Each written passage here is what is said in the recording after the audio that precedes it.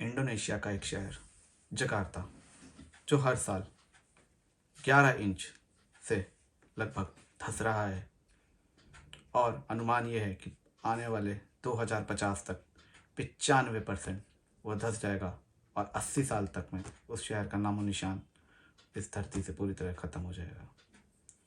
मैं इसके बारे में क्यों बात कर रहा हूँ? क्योंकि ऐसा ही कुछ हमारे देश में भी हो रहा है। जी हाँ, मैं बात करने जा रहा हूँ जोशीमठ की, जो कि लैंड सब्सिडेंस की प्रॉब्लम से जूझ रहा है। तो आइए, मैं मयंक गुप्ता, चलिए इस वीडियो की शुरुआत करते हैं और आज इस बारे में हम डिस्कस करते हैं जोशीमठ के बारे में। तो जोशीमठ, जिसे हम ज्योतिर्मठ भी कहते हैं, चमोली डिस्ट्रिक्ट में स्थित है, उत्तराखंड के, और वहाँ की पॉपुलेशन जो है लगभग 22 से 23 हज़ार है, जो कि स्थित है 1875 मीटर की ऊंचाई पर।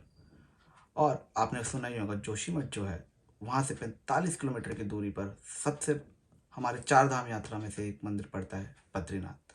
बद्रीनाथ का मंदिर, जो कि जोशीमठ से सिर्फ 45 किलोमीटर दूर है, जहाँ पे कई श्रद्धालु आते हैं और अपनी यात्रा को आगे बढ़ाने के पश्चात जोशीमठ पे ठहरते हैं, रुकते हैं और वापस आते वक्त भी विश्राम भी करते हैं और ठहरते हैं। सिर्फ यही नहीं, जोशीमठ के आसपास काफ़ी जगह हैं जहाँ पे ट्रैकिंग के लिए भी लोग आते जाते हैं, पर्यटक भी खूब आते हैं। और साथ ही साथ वहाँ पे इंडो चाइना का भी एक बॉर्डर पड़ता है, जिसे हम LAC भी कहते हैं, लाइन ऑफ एक्चुअल कंट्रोल। एक इंडो तिब्बतन की रोड भी जाती है। तो यानी कि आप ये अनुमान लगा सकते हैं कि जो जोशीमठ है वो रिलीजियस, पर्यटक और साथ ही साथ आर्मी के बेस से भी एक इम्पॉर्टेंट प्लेस है। वहाँ पे तीन चीज़ें हैं जो कि बहुत महत्वपूर्ण रखती है देश के लिए। तो आखिर वहाँ पे हो क्या रहा है, जिसकी वजह से, जो कि एक वर्ड है लैंड सब्सिडेंस, यानी कि जो कि जोशीमठ धंस रहा है धरती में अपने आप ही। आखिर ये प्रॉब्लम क्या है? तो दरअसल आपने न्यूज़ में तो काफ़ी सुना होगा, जो कई जो है न्यूज़ वाले, वो उसको बोलते हैं कि यहाँ के लोगों की गलती है जिन्होंने यहाँ पे घर बनाए हैं। लोगों से बोलो तो वो कहते हैं सरकार की गलती है, सरकार से बोलो तो सरकार कहती है वो एजेंसियों की गलती है, या वहाँ के लोग, वो जो एजेंसी है जो बना रही है, जो वहाँ पे कंस्ट्रक्शन कर रही है, उनकी गलती है, वहाँ के इंजीनियर्स की गलती है। और अगर उन इंजीनियर से बात करो तो वो कहते हैं यहाँ की पर्वतों की गलती है, क्योंकि पर्वत ही खराब है, जो कि हमारी कंस्ट्रक्शन को झेल नहीं पा रहे। तो आप देख रहे हैं, इसकी टोपी उसके सर, इसकी गलती उसके सर पे डाली जा रही है। तो देखिए, पहली बात, वहाँ पे रह रहे लोगों की तो कोई गलती है नहीं, क्योंकि जो जोशीमठ है वो कई सालों से है और वहाँ पे जो लोग हैं वो बहुत सालों से रह रहे हैं। उन्होंने अपनी कंस्ट्रक्शन करी है, वहाँ पे कच्चे घर बनाए, कुछ पक्के घर भी बनाए। बट जो इसका सबसे मुख्य कारण, जो 2 मुख्य कारण मैं भी आपको बताना चाहता हूँ, जो यहाँ पे हैं, जिसकी वजह से जो ये लैंड है वो वहाँ का वीकन हो रहा है और जिसकी वजह से अपने आप में धंस रहा है। तो सबसे पहला जो है वो है वहाँ का एक हाइड्रो पावर प्रोजेक्ट, जो कि है Tapovan Vishnugarh hydro power project, जो कि सरकार ने बनाया था। और NTPC, national thermal power plant corporation जो है, उसका संचालन कर रही है और उस हाइड्रो पावर प्रोजेक्ट को की देखरेख कर रही है और उसको बना रही है। तो एक रिपोर्ट पब्लिश हुई थी जियोलॉजिस्ट के द्वारा, जिसमें से एक तो थे पीयूष रौतेला और MPS बिष्ट, जिन्होंने इस रिपोर्ट को पब्लिश किया था और कहा था कि जो ये पावर प्रोजेक्ट है, जब ये चालू हुआ था तो इसकी कंस्ट्रक्शन के दौरान एक एक्वीफायर में पंक्चर हो गया था। अब एक्वीफायर क्या होता है? एक्चुअली में ये धरती के नीचे एक पानी का काफ़ी बड़ा एरिया होता है। जो हमारी धरती होती है उसके ऊपर लेयर होती है, उसके नीचे मिट्टी की, पत्थरों की लेयर होती है और उसके काफ़ी नीचे भी एक पानी की लेयर होता है। वही पानी जो हम अपने पानी निकालते हैं अपने पीने के लिए, हैंडपम्प से भी निकालते हैं। और तो वो एक पानी की बहुत बड़ी लेयर होती है जो कि धरती को संभाले रहती है, जो कि बहुत ज़रूरी है, जिसका कारण हमारे पीने के लिए भी है और साथ ही साथ वो धरती को जोड़े रखती है, क्योंकि वो एक तरीके से बेस का काम करती है, जिसकी वजह से धरती जो है नीचे गिरे नहीं। तो ये तो सबसे महत्वपूर्ण चीज़ है।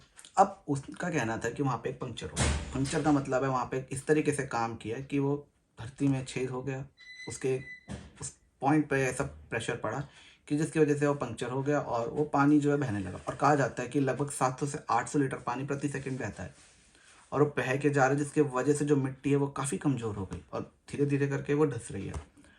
बट इसके बारे में सरकार से बात करो तो सरकार इस रिपोर्ट को सीधे सीधे से नकारती है और इसके बारे में ज़्यादा इन्फॉर्मेशन और ज़्यादा जो रिपोर्ट्स हैं वो नहीं आई हैं।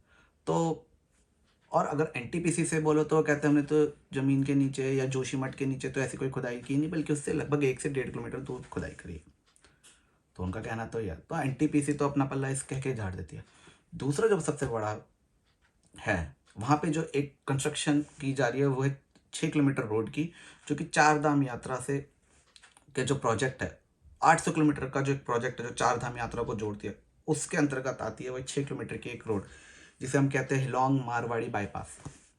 हिलोंग मारवाड़ी बाईपास का एक जो रूट है वो वहाँ से कनेक्ट होता है। अब लोगों का कहना है कि वहाँ पे उस कंस्ट्रक्शन के लिए काफ़ी एक्सप्लोजिव्स का, काफ़ी धमाकों का और बड़ी बड़ी मशीन जेसीबी की खुदाइयों का इस्तेमाल हो, जिसकी वजह से भी उसको जो जोशीमठ है वहाँ की एरियाज को इफ़ेक्ट हुआ है। अब ये तो है मेन दो मुख्य कारण जो कि हमारे द्वारा कह सकते हैं कि मैन मेड एरर्स। और इसका अगर नेचुरल डिज़ास्टर के बारे में बात करें और नेचुरली बात करें कि जो है वो है 2021 में। 2021 में जोशीमठ में एक बाढ़ भी आई थी, एक फ्लड भी आया था, जिसके वजह से भी जो अपर लेयर है सॉइल की वो इरोड हुई और उसके वजह से भी काफ़ी जो वहाँ का जो वो है पहाड़ है और जो मिट्टी है वो कमज़ोर हुई, और जो कि एक सबसे बड़ा एक और कारण बनता है लैंड सब्सिडेंस का। और साथ ही साथ जो सबसे बड़ा कारण है वो ग्लोबल वार्मिंग का, क्योंकि कहा जाता है कि आने वाले 2 दशक में जोशीमठ और उसके आसपास के एरिया का जो टेम्परेचर है वो 2 डिग्री सेल्सियस से बढ़ जाएगा। अब ये बहुत बड़ा जो है चिंता का विषय है, क्योंकि 2 डिग्री कोई कम नहीं होता। कहने के लिए 2 डिग्री हमारे लिए नॉर्मल होगा, बट 2 डिग्री का एक एवरेज टेम्परेचर बढ़ जाना बहुत बड़ा ग्लोबल वार्मिंग का साइन है, और वो भी सिर्फ 20 सालों के अंदर अंदर। जैसे मैंने आपको बताया जकार्ता का जो कहा जाता है आने वाले 80 सालों के अंदर पूरी तरह गायब हो जाएगा और 2050 तक 95% तक धरती के अंदर धंस जाएगा। अब तक जो जोशीमठ है वो भी लगभग 2.5 इंच लगभग इतना धंस चुका है। वहाँ पे सो रहे लोग जो थे उन्होंने अपने घरों के अंदर ज़मीन से होते हुए और ऊपर की तरफ से बड़े होते हुए अपने घर की दीवारों में क्रैक्स देखे, जो नीचे से तो छोटे होते हुए और ऊपर को जाते हुए बड़े होते हैं, और लगभग 5 से 10 सेंटीमीटर के बीच के वो क्रैक्स हैं। वहाँ पे रह रहे लोगों के लिए वहाँ पे रहना बहुत मुश्किल हो गया, कई लोग पलायन कर चुके हैं। बट क्या ये गलती किसकी है? क्या ये गलती हमारी है जो हम वहाँ पे कंस्ट्रक्शन कर रहे हैं, या ये गलती भगवान की है जो वहाँ पे नेचुरल डिज़ास्टर आते हैं वहाँ पे रह रहे लोगों की? तो हमने, आपको पता ही होगा, हमने ज्योग्राफी में और अपने स्कूल के टाइम में एक वर्ड जरूर पढ़ा होगा, सस्टेनेबल डेवलपमेंट। हमें कोई भी डेवलपमेंट करनी है तो सबसे पहले उसके बारे में ये सोचना होगा कि उस एरिया का, उस ज्योग्राफी का क्या हिसाब किताब है, वो किस तरीके से वर्क करती है, क्या वहाँ पे डेवलपमेंट करनी चाहिए तो किस तरीके करनी चाहिए। साथ साथ वहाँ के लोगों को एजुकेट करना बहुत ज़रूरी है, वहाँ के अथॉरिटीज़ को तरीके से एजुकेट करना, और साथ साथ उनको पूरा निरीक्षण प्रशिक्षण करने के बाद ही आगे डेवलपमेंट करनी चाहिए और आगे ठेका देना चाहिए जो भी एजेंसीज होती हैं उनको। और यही नहीं, आपको एक बड़ी इंटरेस्टिंग बात बताता हूँ। हम सभी पढ़े तो हैं ही, स्कूल में हमेशा आपने देखा होगा डिज़ास्टर मैनेजमेंट और एनवायरमेंटल स्टडीज़ ऑप्शनल सब्जेक्ट्स ही दिए जाते थे। कभी उन्हें मैंडेटरीज क्यों नहीं बनाया गया? यानी कि जो जान है वो एक ऑप्शनल है क्या? आप खुद सोचिए, उन्हें मैंडेटरी सब्जेक्ट क्यों नहीं बनाया गया? तो जब सरकार ही हमारी सेफ्टी सिक्योरिटी या जो अथॉरिटीज़ है उसको ऑप्शनल में रख के चल रही है, तो उसका खामियाजा आप देख रहे हैं जोशीमठ के रूप में। और यही नहीं, ऐसे और भी इंस्टांसेस हैं जो धीरे धीरे आप कहीं ना कहीं भी शिमला का भी सुनने में है कि वहाँ पे भी कहीं ना कहीं ऐसी मुश्किलों का सामना करना पड़ रहा है। तो ये अब हम सबको देखना होगा। हमें कहीं पे भी कुछ भी कंस्ट्रक्शन या कहीं पे भी डेवलपमेंट करनी है इनफैक्ट, तो उसको बहुत सोच समझ के करना होगा। अथॉरिटीज़ को रेगुलेट करना होगा, सरकार को भी बहुत इसमें आना होगा, सरकार को ध्यान रखना होगा किसी भी जगह का ड्रेनेज सिस्टम, वहाँ का लेवल ऑफ एरिया जो जहाँ पे डेवलपमेंट हो रही है वो वहाँ का क्या है अरेंजमेंट है, जिसकी वजह से ऐसे हाईली एक्सप्लोसिव का इस्तेमाल करना और ऐसे अर्बन डेवलपमेंट करना, और ख़ास करके ऐसे बड़े बड़े प्रोजेक्ट्स को अगर अंजाम देना तो उसका जोग्राफी पूरी तरह से, उसका इंजीनियर्स के साथ उसका इंजीनियरिंग लेवल समझ के लोगों के साथ और बड़े साथ इंजीनियर्स के साथ बैठ के उसको डिस्कस करके ही अप्रूवल देना चाहिए। तो ये तो है जोशीमठ की सिचुएशन जो अभी है लैंड सब्सिडेंस की, और अब तक सुनने में आया कि वहाँ पे काफ़ी लोग पलायन कर चुके हैं। न्यूज़ में आपने काफ़ी लोगों के इंटरव्यूज़ देखे होंगे जो वहाँ पे रह रहे हैं। तो मेरा यही कहना है कि इसमें सरकार ढंग से एक्टिव रोल करे, और जो कंस्ट्रक्शंस हैं वहाँ पे उन पे पूरी तरह से स्टे लगाए। बल्कि इनफैक्ट ये देखा गया था 5 जनवरी तक जो हिलोंग मारवाड़ी बाईपास है उसकी कंस्ट्रक्शन चालू थी, उसकी कंस्ट्रक्शन को भी अभी कुछ दिन पहले ही रोका गया है, इतना कुछ होने के बावजूद भी। तो सरकार को इसमें एक्टिव रोल प्ले करना पड़ेगा, साथ साथ वहाँ के लोगों को भी ध्यान रखना होगा।